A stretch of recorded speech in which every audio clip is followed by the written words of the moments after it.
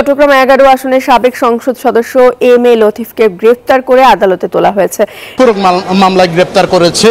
আপনারা দেখতে পাচ্ছেন তাকে কিছুক্ষণ আগেই কিন্তু আদালতে তোলা হয়েছিল। গ্রেফতার করে আদালতে তোলার পরে কিন্তু কিছুক্ষণ পরে তাকে 7 দিনের রিমান্ড আবেদন করা হয়েছিল। ওই বাসা থেকে নগদ 3,10,10,166 টাকা, 74,400 টাকা দামের 100 টাকার প্রাইস বন্ড, 10,03,306 টাকা মূল্যমানের বিদেশি মুদ্রা উদ্ধার করা হয়। তবে উদ্ধার হওয়া টাকার পরিমাণ নিয়ে সন্দেহের কথা জানায় এলাকাবাসী। পরে এলাকাবাসীর ফোন পেয়ে ঘটনাস্থলে আসে সেনাবাহিনীর একটি দল। বললাম আপনি সিটিটিভিতে, বললো হ্যাঁ।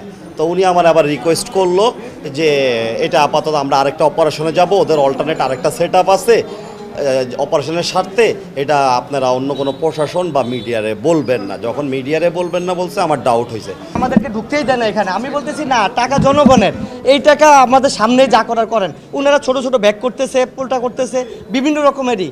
5-6 জন অফিসার আসলো, লম্বা চূড়া, অনেক সুন্দর, ঠিক আছে। ওরা ওনারা জিজ্ঞাসা করলাম কারা, কোনো অফিসাররা, ঠিক আছে। ওনারা চলে গেল, সাথে দেখলাম ছোট ছোট ব্যাগ, কারোর পকেটে টাকা, কেউ ওই যে ব্যাগ ইয়েগুলা বক্সগুলা খুলতেছে, স্বর্ণ। আসসালামু আলাইকুম প্রিয় দর্শক, আশা করছি সকলেই ভালো আছেন। প্রিয় দর্শক, এ পর্যন্ত যতগুলো হত্যা, গুম এবং মামলা করা হয়েছে যে শিক্ষার্থীদের উপর, অবশেষে তাদেরকে জামিন এবং মুক্তি দেওয়া হয়েছে। আর 213 থেকে 15 জনের যে মৃত্যু হয়েছে এই আন্দোলনে, এই কোটা আন্দোলনকে কেন্দ্র করে অবশেষে যে এমপি মন্ত্রী দেশ ছেড়ে পালিয়েছেন এবং যারা দেশে রয়েছেন সবার বিরুদ্ধে একে মামলা করা হচ্ছে। দর্শক, এ পর্যন্ত কয়েকশো এমপি মন্ত্রীর নামে মামলা করা হয়েছে। আর যারা দেশে আছেন তারা গ্রেপ্তার হয়েছেন, আর কিছুটা এখনও গা ঢাকা দিয়ে রয়েছেন।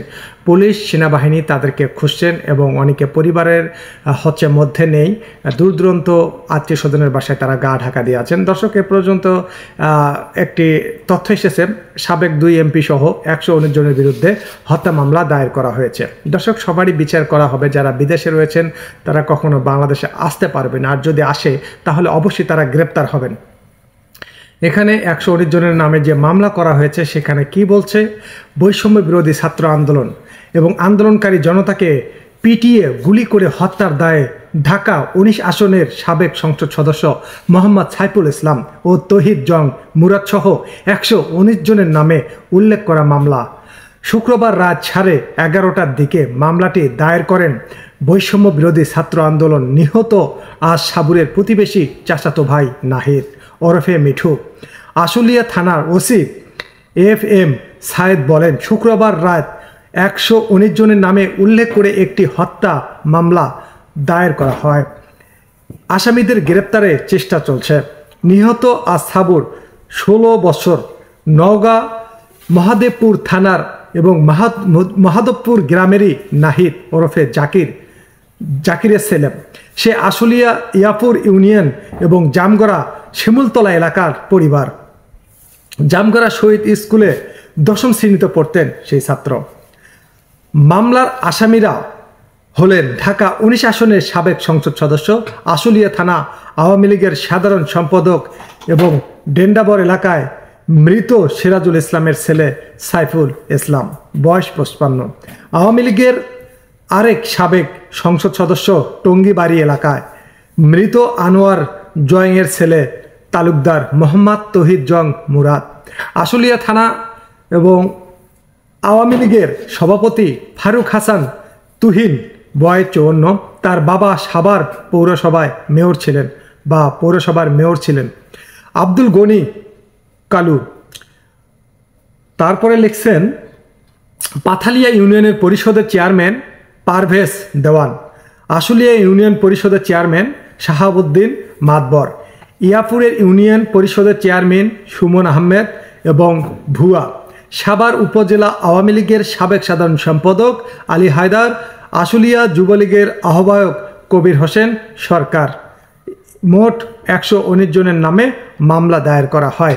মামলা এজাহারের সূত্রে জানানো গেছে, গত 25 আগস্ট বেলা 11টার দিকে আজ সাবুর নিজেই প্রয়োজনীয় জিনিসপত্র কেনাকাটা করার জন্য তার ভাড়া বাসা শিমুলতলা থেকে বই মেলাতে গিয়েছিলেন পরে দুপুর 2টার দিকে মামলার বাদী খবর পেয়ে তাই মাহবুব মৃত অবস্থায় বইমেলা মোড়ের পারে এসেছিল। খবর পেয়ে লোকজন নিয়ে বইমেলা বা সেই বাইপেলে গিয়ে তিনি দেখেন ভাইয়ের ক্ষত বিক্ষত নিথর দেহ পড়ে আছে মৃত অবস্থায়। আওয়ামী লীগ এর অঙ্গ সংগঠনের সন্ত্রাসীরা তাকে পিটিয়ে গুলি করে হত্যা করেছে বলে এজাহারে উল্লেখ করা হয়েছে। মামলার বাদী সাইদ হাসান ওরফে মিঠু বলেন, আমরা সাবুরের মরদেহ উদ্ধারের পর এবং খোঁজখবর নিয়ে জানতে পারি ঘটনার দিন থেকে 1,500 আন্দোলনকারী বাইপেল এবং বইপাইল মোড়ে অবস্থান নেন। বাইপাইল মোড়ে অবস্থান নিলে এক সময় আওয়ামী লীগ এর অঙ্গ সংগঠন সন্ত্রাসী সহ অজ্ঞাতনামা আরও আসামিরা দেশি এবং অগ্নিঅস্ত্র নিয়ে আন্দোলনকারী সহ যাকে সামনে পেয়েছেন তাকে এলোপাতাড়ি পিটিয়েছেন এবং কুপিয়েছেন আর গুলি করেছেন। আসামিদের মারপিট গুলি বর্ষণে আমরা ভাই সাবুর ঘটনাস্থলে মারা যায়। তা দর্শক, শুধু সাবুর না, অনেক মানুষকে গুলি করে হত্যা করেছে, কুপিয়ে হত্যা করেছে, পিটিয়ে হত্যা করেছে এবং যেগুলো অস্ত্র রাইফেল পুলিশের না, সেনাবাহিনীর না, এমনও কিছু তথ্য মিলেছে যে টোটাগুলো তাদের শরীর থেকে পাওয়া গিয়েছে সেগুলো অন্য জনের অস্ত্রের, আর সেটা কোনো ডিফেন্সের লোকের না, এটিও প্রমাণ মিলেছে। তা দর্শক, স্বরাষ্ট্র উপদেষ্টা একটি বক্তব্য দিয়েছিলেন, যাদের কাছে এই অস্ত্র আছে বৈধ হোক আর অবৈধ হোক জমা দিতে হবে, আর যাদের অস্ত্র আছে তারা যদি জমা না দেয় 7 দিনের মধ্যে তাহলে তাদের বিরুদ্ধে কঠোর ব্যবস্থা নেওয়া হবে। তা দর্শক, এদিকে যারা মারা গিয়েছেন এবং শহীদ হয়েছেন তাদের আত্মীয় স্বজন এবং যারা আত্মীয় নন, যারা মামলা করতে পারছে না, তারাও কিন্তু মামলা দায়ের করছে। কারণ যতগুলো এমপি মন্ত্রী আছেন, আওয়ামী লীগের যে নেতাকর্মী আছে, একে সবারই বিরুদ্ধে মামলা দায়ের করছে জনগণ। তা দর্শক, আপনাদের মতামত অবশ্যই কমেন্ট বক্সে লিখে জানাবেন। আবারও দেখা হবে নতুন কোনো ভিডিওতে। আল্লাহ হাফেজ।